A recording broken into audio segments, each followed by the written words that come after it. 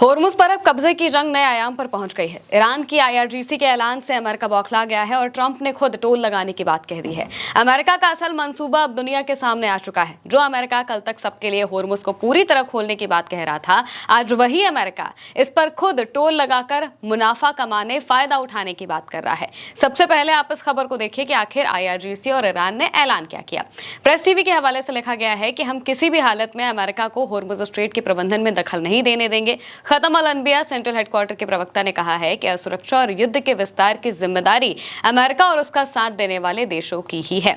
ये साफ तौर से ईरान की आईआरजीसी का बयान था, जिन्होंने इस बात को कहा कि होर्मुज स्ट्रेट पर किसी भी तरीके से हम अमेरिका को दखल देने नहीं देंगे। अमेरिका की एंट्री यहां से पूरी तरह बैन ही होगी। अमेरिका को यहां पर हम आने नहीं देंगे। अब इस बात से डोनाल्ड ट्रंप काफी ज्यादा बौखला गए, क्योंकि वो हर हाल में होर्मुज स्ट्रेट पर या तो अपना कब्जा चाहते हैं या तो ईरान के कब्जे को वहां से कम करना चाहते हैं। यही दो मकसद हैं उनके। अब इसके बाद डोनाल्ड ट्रंप एक पोस्ट करते हैं, उनके पोस्ट को भी हम आपको बताएंगे बाद में, लेकिन यहां पर जब ईरान इसके बाद हमले करता है तो अमेरिका की हालत और खराब हो जाती है। करंट रिपोर्ट के हवाले से लिखा है, ट्रंप ने घोषणा की है कि ईरान के लगातार हमलों के बाद अमेरिका ने ईरान पर फिर से नौसैनिक नाकेबंदी लागू कर दी है। अब जब ईरान जहाज़ों पर हमला करता है, यूएई के 2 जहाज़ों को निशाना बनाया जाता है, इसके अलावा भी 1-2 जहाज़ों पर निशाना साधता है ईरान की जो आईआरजीसी है उसकी तरफ से हमले किए जाते हैं। तो अब अमेरिका ने कहा है कि वो अपनी जो ब्लॉकेड है उसे वापस से लगाने जा रहा है। वही ब्लॉकेड जिसको लेकर पहले भी बवाल हो चुका है। ईरान के पोर्ट से जहाज़ों को जाने नहीं देता था अमेरिका बाहर, और यही चीज वो वापस से शुरू करते हुए दिखाई दे रहे हैं। उन्होंने ब्लॉकेड लगाने की बात कही है। इस बीच खबर ये भी आती है कि एक जहाज पर हमला हुआ है। क्रैडल के हवाले से लिखा है, यूकेएमटीओ के अनुसार ओमान के कलहत से लगभग 40 नॉटिकल मील उत्तर पूर्व में एक टैंकर किसी अज्ञात चीज की चपेट में आ गया, जिससे जहाज के स्टारबोर्ड साइड इंजन रूम को नुकसान पहुंचा है। यहाँ पर हमला किसने किया इसकी अभी कोई पुख्ता जानकारी सामने नहीं आई है। लेकिन इसके बाद ईरान के जो सीनियर सांसद हैं इब्राहिम अजीजी, वो एक पोस्ट करते हैं। ये पोस्ट उनका आता है ट्रंप के पोस्ट के बाद, लेकिन ये जो बताते हैं बातें, इसके बाद ट्रंप का पोस्ट आपको और अच्छे से समझ में आएगा। यहाँ पर इब्राहिम अजीजी लिखते हैं, ये फारस की खाड़ी है और होर्मुज स्ट्रेट में ईरान ही शर्तें तय करता है। बे ऑफ पिग्स जैसी नाकामियों के संदर्भ में खोखली डींगे मारना बंद करें और अपने इंसानी व आर्थिक नुकसान के असली आंकड़े जारी करें। यहाँ पर वो इस बात को कह रहे हैं कि जिस तरीके से अमेरिका के नुकसान हो रहे हैं, उनके आर्थिक नुकसान तो हो ही रहे हैं, जैसे कि ड्रोन मारे जा रहे हैं, बेसिस पर हमले हो रहे हैं, वहाँ पर मौजूद बड़े बड़े बहुत ज़बरदस्त तरीके के जो सिस्टम्स हैं उन्हें फोड़ा जा रहा है। लेकिन इस बीच में ये भी खबर सामने आई थी कि अमेरिका के सैनिक भी मारे गए हैं। अमेरिका के 6 से 7 सैनिक कुवैत के एयरबेस पर मारे गए हैं। ये खबर सामने आई थी। हालांकि अमेरिका ने इस बात को नकार दिया था, लेकिन खबर तो थी। अब इस बीच इब्राहिम अजीजी ने इस बात को कहा कि आप ये जो खोखली डींगे मार रहे हैं, आप ये जो कह रहे हैं कि हम होर्मुज पर टोल लगा देंगे, दुनिया के लिए होर्मुज खुला है लेकिन अमेरिका के लिए खुला नहीं रहने, ईरान के लिए खुला नहीं रहने देंगे, यहाँ पर हम उसके लिए ब्लॉकेड लगा देंगे और तमाम तरह की जो बातें हैं, ये सब बातें करना बंद करिए और अपने असली आंकड़े जारी करिए। आपको पता तो चले, दुनिया को पता चले कि आखिर अमेरिका का क्या क्या नुकसान हो रहा है। और अमेरिका की इसी बात से सबसे ज्यादा परेशानी है, क्योंकि उन्हें पता है कि उन्हें दिन रात नुकसान झेलना पड़ रहा है और फायदा किसी भी चीज का नहीं हो रहा है। ईरान वार पर पलटवार कर रहा है और पलटवार ऐसा कर रहा है कि सीधे उनके बेसिस पर मौजूद सैनिकों को घायल होना पड़ रहा है। तो जाहिर सी बात है कि ट्रंप के लिए मुश्किलें तो बढ़ रही हैं। अब डोनाल्ड ट्रंप क्या पोस्ट करते हैं ये जान लीजिए। ट्रंप पोस्ट करके कहते हैं कि होर्मुज स्ट्रेट खुला है और ईरान के साथ या फिर उसके बिना खुला ही रहेगा। हम ईरानी नाकेबंदी को फिर से लागू कर रहे हैं। इसे ये नाम इसलिए दिया गया है क्योंकि ये सिर्फ ईरान के जहाज़ों या फिर ग्राहकों को ही आने जाने से रोकती है। बाकी सभी देश इस स्ट्रेट का निष्पक्ष और खुले तौर पर इस्तेमाल कर सकेंगे। अब से अमेरिका को होर्मुज स्ट्रेट का संरक्षक, guardian of the Hormuz strait माना जाएगा। साथ ही निष्पक्षता के नाते दुनिया के इस बेहद संवेदनशील हिस्से में सुरक्षा और हिफाजत का काम करने के लिए जरूरी सभी खर्चों की भरपाई के तौर पर यहां से भेजे जाने वाले सभी कारकों पर 20% की दर से शुल्क लिया जाएगा। ये प्रक्रिया और व्यवस्था तुरंत शुरू हो जाएगी। इस मामले पर ध्यान देने के लिए धन्यवाद, राष्ट्रपति Donald J Trump.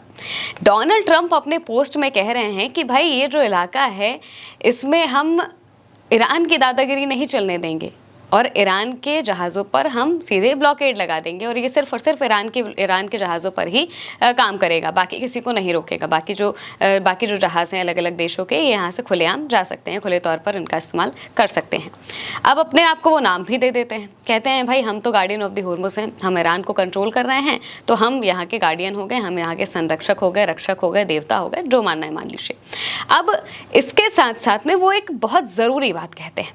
Donald Trump कहते हैं कि इस रास्ते की सुरक्षा, हिफाजत और इन सब चीज़ों के लिए जो ज़रूरी खर्च आएगा, उस खर्च के लिए हम यहाँ से भेजे जाने वाले कार्गो पर 20% की दर से शुल्क लगाएंगे। 20% हम यहाँ पर उनसे टैक्स लेंगे। अब ईरान इसे टोल टैक्स बोलता था, बाद में ईरान ने इसे सर्विस टैक्स कहा। अब जो डोनाल्ड ट्रंप है वो कह रहे हैं कि हम यहाँ पर शुल्क लेंगे, उनसे फीस लेंगे, 20% फीस लेंगे। सोचिए, ईरान भी तो यही कह रहा था।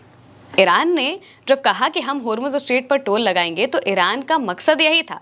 ईरान ने साफ कहा कि भाई आपको यहाँ से जाने के लिए हम सुरक्षित रास्ता बताएंगे, सारी जगह बताएंगे। बहुत सकरा रास्ता है तो कई बार जहाज़ फंस जाते हैं या फिर इसमें कुछ हो ना जाए किसी भी जहाज़ को, इसलिए हम आपको प्रॉपर एक नेविगेशन मैप देंगे, आपको कैसे जाना है, कहाँ से जाना है, कब जाना है, सारी चीज़ें हम आपको बताएंगे और इसके मेंटेनेंस के लिए जो खर्चा लगेगा वो हम जहाज़ों से लेंगे।